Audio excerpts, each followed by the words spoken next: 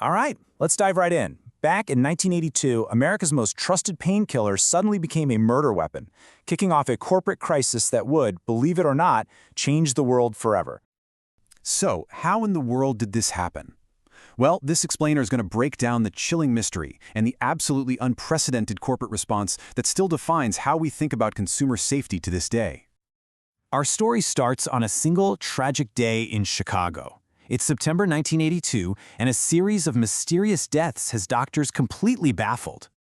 Okay, so get this. A 27-year-old man named Adam Janus suddenly collapses and dies.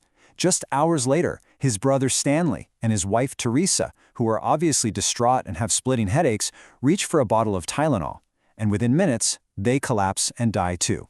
Just like that, in the span of a few hours, 3 members of the exact same family are gone. And nobody has a clue why. Now, at first, investigators are looking at gas leaks, other toxins in the home, but a nurse working on the case just has this hunch. She walks straight to the family's medicine cabinet, finds the Tylenol bottle, and counts the missing pills. 6 capsules were gone, 2 for each of the 3 victims. It was a perfect, absolutely chilling match. And this wasn't just happening to the Janus family. As other Tylenol-related deaths popped up across the Chicago area, a terrifying pattern started to emerge. Investigators working on completely separate cases would open the Tylenol bottles and notice the exact same peculiar smell. A classic, horrifying sign of cyanide.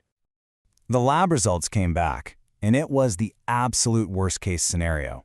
The capsules weren't just tainted, they were packed with potassium cyanide, at a level 1,000% higher than what it takes to kill a person. This was no accident. This was murder.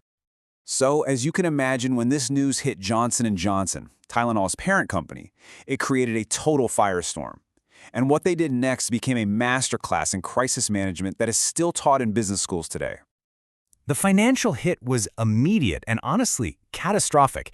You have to understand, Tylenol wasn't just some random product. It dominated the market with a 35% share. Almost overnight, that share just evaporated, plummeting to only 7% as panic spread like wildfire across the entire country. So, facing total and complete ruin, the company's management set 2 very clear, non-negotiable priorities. Number 1, first and foremost, protect the customer. Only after they did that could they even start to think about number 2, saving the product. To protect the public, they made a decision that was just unheard of at the time. Now, even though all the evidence suggested the tampering was happening in stores, not in their factories, they issued a nationwide recall of every single bottle of Tylenol. And the cost? In $1982, a staggering $100 million. And then they did something truly wild. Johnson & Johnson went public and actively warned people against buying their own product. Can you even imagine that? They put lives over profits in the most direct, unambiguous way possible. So while Johnson & Johnson is managing this public safety nightmare, the FBI is in the middle of a massive hunt for the poisoner. And about a week into the chaos, a bizarre new lead pops up that seems like it might crack the case wide open. A letter shows up at Johnson & Johnson headquarters. The writer takes responsibility, even boasting that it took less than 10 minutes and $50 to cook up the poison bottles. And the demand?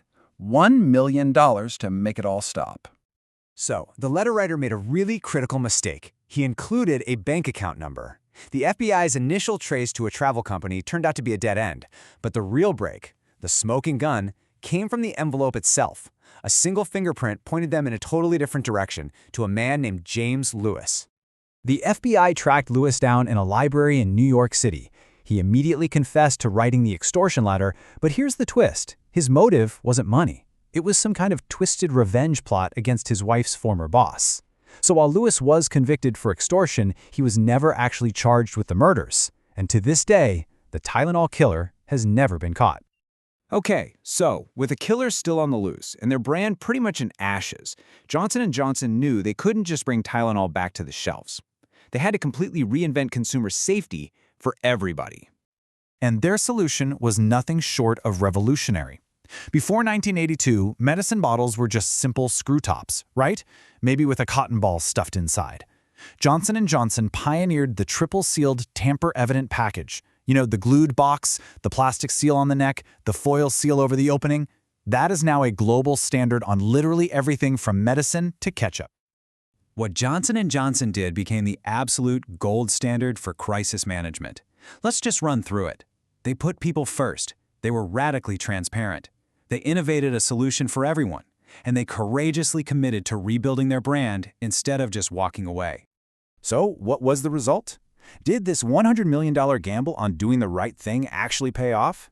Well, most investors predicted the brand was completely finished. But by putting their customers first, Tylenol recovered nearly all of its original market share in just 1 year. An absolutely astonishing comeback. You know, the Tylenol crisis really shows us something powerful.